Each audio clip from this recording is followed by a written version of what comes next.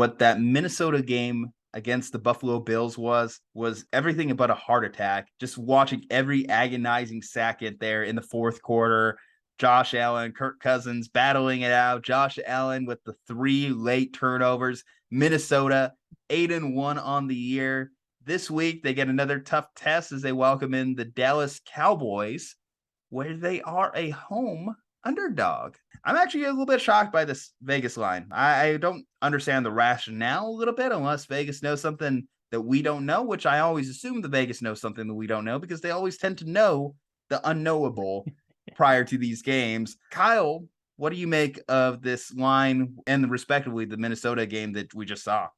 So off air, I said it would be like 3.5 in favor of Minnesota, which I kind of was in my head doing the like Vegas home will give you 3 points thing. But Minnesota and Dallas are basically kind of the same team in my mind. And that is Minnesota, Dallas, and San Francisco are in the same group for me, which is like, well, one of them is going to make the NFC Championship game and the Eagles are beatable. So, one of them might make the Super Bowl. Totally possible at this point. It's more an indictment of the NFC this year and the fact that like, if you took 4 teams from the AFC and put them in the NFC, they might be the favorites to win the NFC this year. But I think Minnesota has clearly been an overachiever record-wise this season, but it's not to say that they're totally a bunch of scrubs. Like Minnesota is in that second tier of very good teams. So is Dallas. I think for different reasons, those teams find themselves in those places. But I'm also just coming off the adrenaline rush of the entertainment value of that Vikings and Bills game too. So obviously, I think it's more fun to talk about the entertainment than the actual analysis of Minnesota, because damn, that game was super entertaining. Dallas found themselves in a slugfest though this past week. They were also up double-digit scores and ended up surrendering another lead to an Aaron Rodgers-led Packers team. That can't feel good. That can't feel good if you're Mike McCarthy to give up that game in your first return visit to Lambeau, especially with all the injuries we talked about for the Packers. Romeo Doubs injured, Christian Watson, it was his coming out party. He was in concussion protocol throughout the week and scores 3 touchdowns on you, drops 3 touchdowns on your head. And their defenders weren't even close on some of the routes he was running. The last touchdown he had, he just blew by 2 defenders on a quick crossing route. And it was embarrassing for the Cowboys. Going back to the Minnesota games a little bit, them winning that game was the most improbable ending I've seen in a game. When I consider how often do we see someone on basically the end it QB sneaks or QB knees fumble the ball, especially someone we hold in high regard like Josh Allen. That was bad.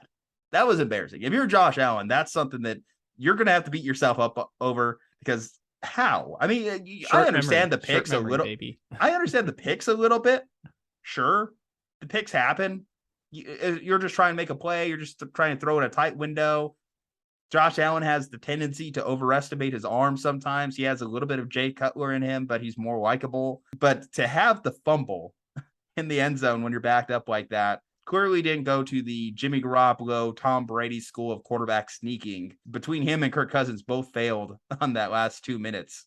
There's all sorts of things you could go to. You could point to the fact that up 27-7 with 4th and 2 at the 6, Buffalo went for it, and Josh Allen threw a pick to Patrick Peterson that went back 35 yards the other way, which is like, whatever. They turn it over on downs versus throw a pick, whatever. Like, it's not that big of a deal. But the fact that it went back 35 yards ended up stinking. You could point to the Jefferson catch on 4th and 18.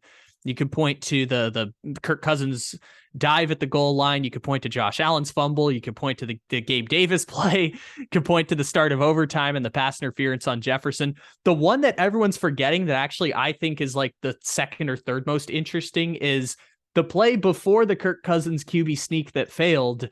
Dalvin Cook straight dropped the game-winning touchdown, straight dropped it. But because Buffalo jumped off sides, they got a second chance on the Kirk Cousins play. Yeah. Like, that would have been an all-timer, and it was like the 6th stupidest thing that happened at the end of that game. And Minnesota just survived because Buffalo threw up on themselves. Yeah, Dalvin Cook would have definitely been the duck of that game had they lost. Had the outcome been different, Dalvin Cook would have been looked at with a lot of, angry looks there in the Minnesota area. But we play the results. They won. They move on. They're 8-1. They pretty much have their division locked up. That's not really what they're battling it out for anymore. They got a little bit of a gift tonight here, recording on a Monday, as the Philadelphia Eagles finally dropped their first game. So now home field advantage, that first round bye, is back on the table. So if you're Minnesota, now you have the ability to play for that. Although they have the head-to-head loss against Philadelphia, basically you just can't lose games. And it starts here with this one in Dallas. I just don't know about giving them the road favorite. That seems so off to me for this Dallas team. Yeah, CeeDee Lamb looked unstoppable against the Packers this past week, but they still feel like they have limitations in their wide receiving core past CeeDee Lamb. Michael Gallup still isn't up to full speed. Noah Brown was a nice fill-in for a couple weeks. But beyond that, their receiving game needs some work. And Posey would say their second best wide receiver is Dalton Schultz from the tight end spot.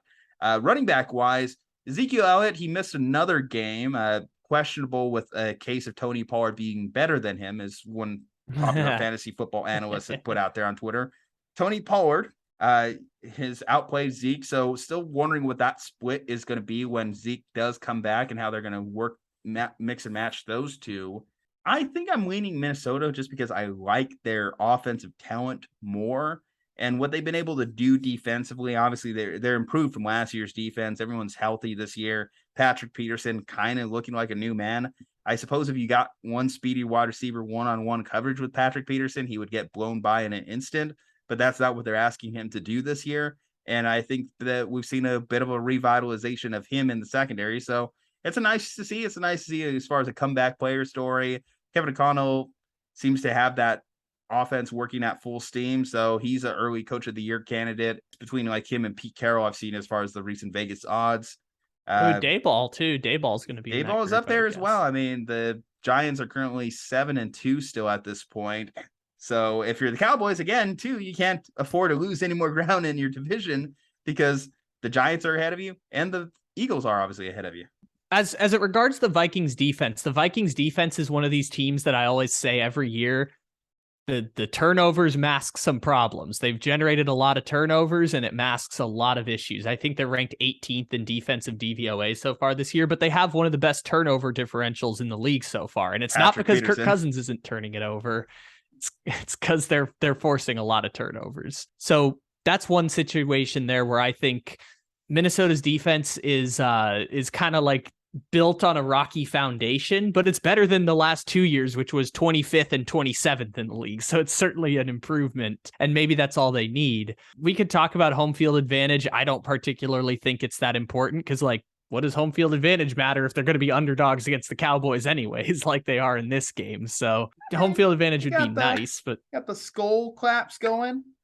You know, it's like one of the best home advantages in the league. I guess theoretically it would be better entertainment value for us if they played the playoff game in Minnesota than in Philadelphia. Just because it's a dome stadium, we get a more accurate representation. They can play at their full potential instead of some bullshit snow and wind in Philadelphia. So I guess by that standard, I would appreciate that. But again, Minnesota's in this group of like the second tier at this point, and the offense is the strength of the team. Justin Jefferson is putting up numbers that we don't have to just say best receiver in the NFL anymore. We can say since getting into the league, one of the best receivers in the history of the NFL. When we're talking about the statistics of what Justin Jefferson is doing, I think Justin Jefferson is the reason that offense succeeds. If you take away the 81-yard touchdown from Dalvin Cook, on that game, he had, I believe, 17 carries for 39 yards or 31 or 39, but it was under 3 yards per carry. So the big touchdown is a blown play by Buffalo and it makes the stats look better, but it was not a great rushing game for Minnesota. And I'll throw something else out there to you on their injury report. Keep an eye on Darrisaw as well on their offensive line. Yeah, that is a big deal because their offensive line is not as strong without that first round pick and Bradbury in the middle. Those have been the big strengths for them. So Minnesota, in terms of the game, I'm going to go with Minnesota in this game. And I know that I said they were like 3.5 points and it's like a 1.5 point line. It's not the most shocking to me in that respect. Like I could see that being a mistake that I would make, just assuming that Minnesota and Dallas would be kind of on the same level. But if you told me Dallas was a slight favorite against Minnesota on a neutral field, I would believe it. If you told me San Francisco was a slight favorite against Minnesota on a neutral field, I'd believe it. Just as if you told me Minnesota was a slight favorite against those teams, I would also believe you. I think all those teams are very interesting and the matchups will be cool to watch. It just kind of depends on who Minnesota plays on that path to the championship, because at a certain point, they kind of have like a cardiac pack element to them this year. It's like they keep coming back from these gigantic deficits and winning by 3 points, which usually those teams get exposed with like a 45 point or like a 45-20 drubbing in the playoffs. Usually that's how cardiac pack stories end, is with one of those. But keep in mind, that's kind of what the Kansas City Chiefs have been the last couple of years. Fall behind, huge deficits, and actually you're gonna compare Patrick Mahomes and Andy Reid to Kirk Cousins. You're gonna compare and that Justin to Jefferson. He's really good. Yeah, I get. Dalvin Cook get is that really part. good at football. This is true. Really good at football. TJ Hawkinson's really good at football. I understand the point there, but Kansas City has also Kansas City can put up 40 points in their sleep. That's the other part that's different there. And I think Minnesota is in this interesting place where Minnesota's offense is incredibly efficient. Like, for all the jokes we can make about them, they are very good at moving the ball down the field. Now, having Justin Jefferson on your team makes it a whole lot easier to move the ball down the field, because you can do the Calvin Johnson meme to Justin Jefferson and he will find a way to get open. But the catch, because we haven't even mentioned the catch, really. We haven't even talked about this catch. He literally stole it from another man who had two hands on it, backwards, reaching backwards, pulled it down out of this man's hands while falling down, and had the wherewithal to still put it against his body and hold on to it till the very end. I think it is better than the Odell catch. It's circumstantial. I don't want to do the dumb conversation. Is that they won. I think on that 4th and 18. That was a 4th and 18, and he did that. That's the most insane thing ever. When you just add in all the variables and you add in the difficulty of the catch, I think it's better. You're not going to get an argument out of me. That genuinely, when I'm watching that play, I literally thought it's either picked or it hit the ground because the Bills guy dropped it. Like, Kirk threw that thing so far behind his head. I just assumed that it was either picked or hit the ground. And when they called it a catch, I literally stood up out of my chair. I was like, that can't be true. That cannot have been a catch. And it was. And because of that, Minnesota is 8-1 instead of 7-2, but they're only 7-2 because of the other bullshit win that they had like 3 weeks ago. It's crazy. Catch of a lifetime, Justin Jefferson. If you thought that catch was amazing, let us know below in the comments section. Leave a like on the video, subscribe to the channel, let us know below your picks as well. Follow us on all our social medias. From Ju-Ju, from Kyle, stay safe, happy, and healthy. We will see you next time.